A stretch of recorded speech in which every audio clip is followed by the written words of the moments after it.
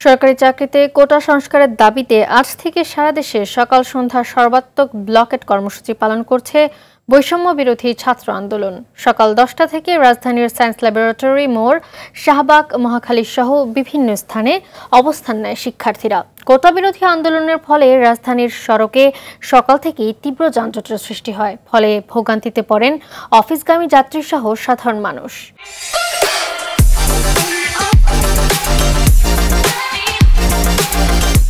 2018 সালে সরকারের জারি করা পরিপত্র পুনর্বহাল না হওয়া পর্যন্ত সড়ক, নৌ ও রেলপথে অবরোধ কর্মসূচি পালন করছে আন্দোলনরত শিক্ষার্থীরা।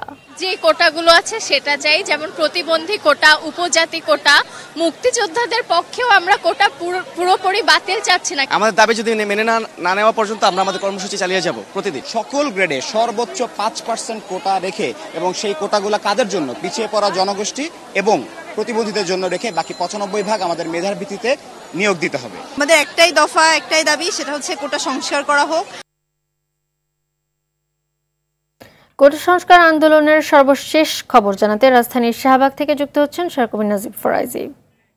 নাজিব, শিক্ষার্থীদের আন্দোলনের ফলে সাধারণ মানুষের ভোগান্তি কেমন দেখতে পাচ্ছেন জানাবেন আমাদের। মালিহা,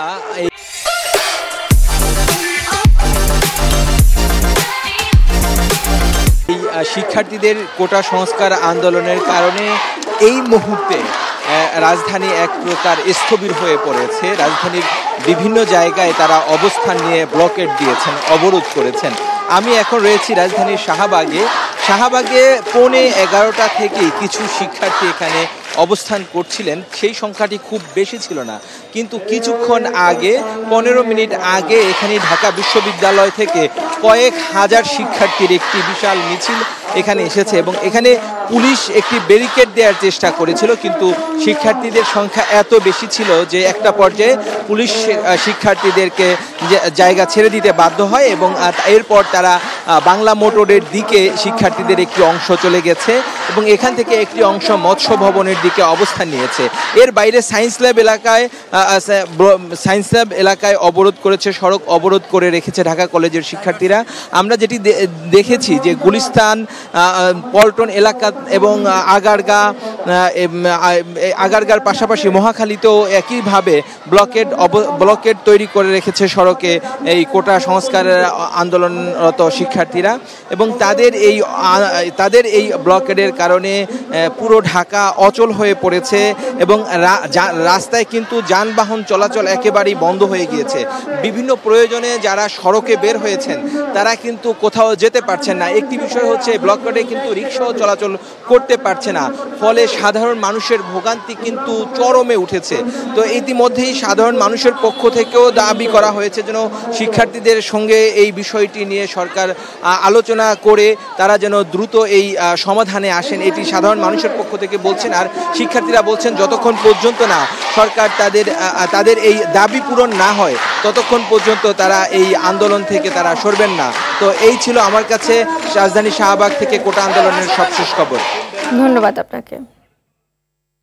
রিটের বিষয়ে জানাতে হাইকোর্ট থেকে যুক্ত হচ্ছেন সহকর্মী অধরা ইয়াসমিন।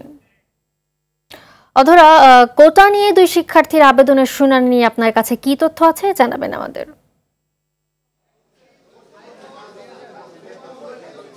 মালিহা, যেমনটি বলছিলেন যে আসলে হাইকোর্টের যে রায়টা ছিল সেটার বিরুদ্ধে সেটা আপিল বিভাগে আসলে গিয়েছিল। তারপরে আজকে আপিল বিভাগ থেকে যে রায়টা এসেছে সেটা হচ্ছে কোঠা অবস্থা যেটা ছিল সেটার উপরে স্ট্যাটাস কো জারি করেছে আপিল বিভাগ, এবং প্রতিটি শিক্ষার্থীরা যারা মাঠে আন্দোলন করছিলেন তাদেরকে স্ব প্রতিষ্ঠানে যাওয়ার জন্য বলেছেন, এবং প্রতিষ্ঠানের যারা কর্তৃপক্ষ রয়েছেন তাদেরকে বলা হয়েছে যাতে এই সকল শিক্ষার্থীদেরকে তারা বুঝিয়ে প্রতিষ্ঠানে ফেরত নেয়। এই মুহূর্তে আইনজীবীরা রয়েছেন, আমরা সরাসরি তাদের কাছ থেকে শুনবো আসলে কোটা পদ্ধতির যে সবকিছু রয়েছে সেই ব্যাপারে। আমরা গতকালকে 2-3 শিক্ষার্থীর পক্ষে 2 শিক্ষার্থী পিটিশনার হয়েছে, আরও অনেক শিক্ষার্থীরা রয়েছেন, তারা আসছেন এই পরিস্থিতি, উদ্ভূত পরিস্থিতি বিবেচনায় যে বিশ্ববিদ্যালয়ের শান্তিপূর্ণ পরিবেশ ফিরে আনা দরকার, এবং যেহেতু বিষয়টি অ্যাপিলেট ডিভিশন থেকেই চূড়ান্ত নিষ্পত্তি হবে, সুতরাং অ্যাপিলেট ডিভিশন থেকে চূড়ান্ত নিষ্পত্তি না হওয়া পর্যন্ত যাতে স্থিতি অবস্থা বা একটা স্টে আদেশ থাকে, সেই জন্যই আমরা এই নিবেদন গতকালকে ফাইল করেছিলাম। মাননীয় জাজ ইন চেম্বার গতকালকে আজকে এই ম্যাটারটাকে ফুল কোর্টে ফিক্স করে দিয়েছেন। আজকে ফুল কোর্টের মাননীয় প্রধান বিচারপতির নেতৃত্বে সকল বিচারপতিবৃন্দ উপস্থিত ছিলেন। ওনারা সন্তুষ্ট হয়ে, আমরা খুব বেশি সাবমিশন দিতে হয়নি রাখি না, এই জন্য যেহেতু এটা পলিসি ম্যাটার, যেহেতু একটা সরকারের সার্কুলারকে হাইকোর্ট ডিভিশন থেকে স্টে করা হয়েছে, আইনগত এবং নীতিগতভাবে এই আদেশটা স্টে বা স্ট্যাটাস কো থাকে, এটাই হচ্ছে আমাদের এখনকার পর্যন্ত কনভেনশন অফ ল। এই স্থিতি অবস্থার পরে দাঁড়ালো হাইকোর্টের জাজমেন্টও স্থগিত থাকবে এবং যে প্রজ্ঞাপনটা বাতিল করা হয়েছে সেই প্রজ্ঞাপনটাও স্থগিত থাকবে, বাতিল থাকবে। তার মানে হচ্ছে 18 সাল থেকে যেভাবে নিয়োগ প্রক্রিয়া চলে আসছিল সেই নিয়োগ প্রক্রিয়া চলতে থাকবে।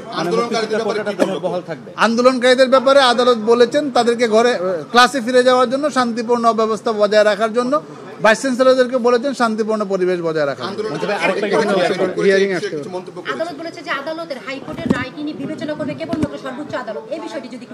এটা তো সবাই আপনারা জানেন, আপনারা যেহেতু সুপ্রিম কোর্ট বিট করেন, সকল সাংবাদিক বন্ধুরা জানেন যে হাইকোর্ট ডিভিশনের যে কোনো রায়ের বিরুদ্ধে অ্যাপিলেট ডিভিশনে যাওয়ার অধিকার সবারই রয়েছে এবং যারা এই মামলার পক্ষে রায় পেয়েছেন তাদেরকেও কিন্তু চূড়ান্ত ফয়সালা অ্যাপিলেট ডিভিশন থেকেই নিতে হবে। অ্যাপিলেট ডিভিশনের আরও একটা ক্ষমতা আছে, সেটা হচ্ছে হাইকোর্ট ডিভিশনের রায় হয় বাতিল করতে পারবেন অথবা চূড়ান্ত বহাল রাখতে পারবেন। এবং 104 ধারা অনুযায়ী মাননীয় প্রধান বিচারপতি এটিও বলেছেন যে ওনারা কিন্তু এটাকে সংশোধন করে একটা সংস্কারমূলক নির্দেশনা দিতে পারবেন অথবা আরও হাই পাওয়ার কমিটি গঠন, যে কোনোভাবে অ্যাপিলেট ডিভিশন নির্দেশনা দিতে পারবেন। এবং বিষয়টি যেহেতু আদালতে আসছে, এখন আদালতের সিদ্ধান্তই চূড়ান্ত সিদ্ধান্ত হবে। আমাদের কথা হচ্ছে যারা আন্দোলন করছেন এবং যারা মুক্তিযোদ্ধাদের সন্তান যারা রয়েছেন, রিট পিটিশন ফাইল করেছিলেন, সবার প্রতি বিনীত অনুরোধ হচ্ছে যে এইটা সবার স্বার্থে স্থিতি অবস্থা দেওয়া হয়েছে এবং মামলাটি যখন চূড়ান্ত সিদ্ধান্ত হবে, যে ফয়সালা আপিল বিভাগ দিবেন সেই ফয়সালা সবাইকে মেনে নিতে হবে।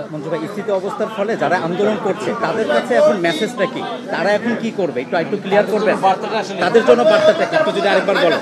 কোর্ট বলেছে যে হুইসেল ব্লোয়াররা আসে এটা করতে হলো, সেটা কেন করলো না, সেটা কেন বললো, কোর্ট কি বলছে? শুনেন এইটা বিষয়টা খুব অল্প সময়ের, গত এক সপ্তাহ আগে গভর্নমেন্টের সিপি হিয়ারিং হয়েছিল, সিএমপি হিয়ারিং হয়েছিল, এটা খারিজও করা হয় না, এটা পেন্ডিং ছিল। আর আমরা গতকালকে আসিনি। মালিহা, যেমনটি শুনছিলেন, কোর্ট আসলে শিক্ষার্থীদেরকে বারবারই বলছে যে তারা যেন তাদের স্ব প্রতিষ্ঠানে ফিরে যান। আর যেহেতু যে প্রজ্ঞাপনটা জারি হয়েছিল 2018 সালে এবং হাইকোর্টের যে জাজমেন্টটা রয়েছে সেই জাজমেন্টটা যেহেতু এই মুহূর্তে বের হয়নি, সেহেতু এটার উপরে স্ট্যাটাসকো জারি করেছে, অর্থাৎ যেমনটা ছিল ঠিক তেমনটাই থাকবে। মালিহা, এই ছিল হাইকোর্ট থেকে আমার কাছে কোটার সর্বশেষ পরিস্থিতি। মালিহা, ধন্যবাদ আপনাকে।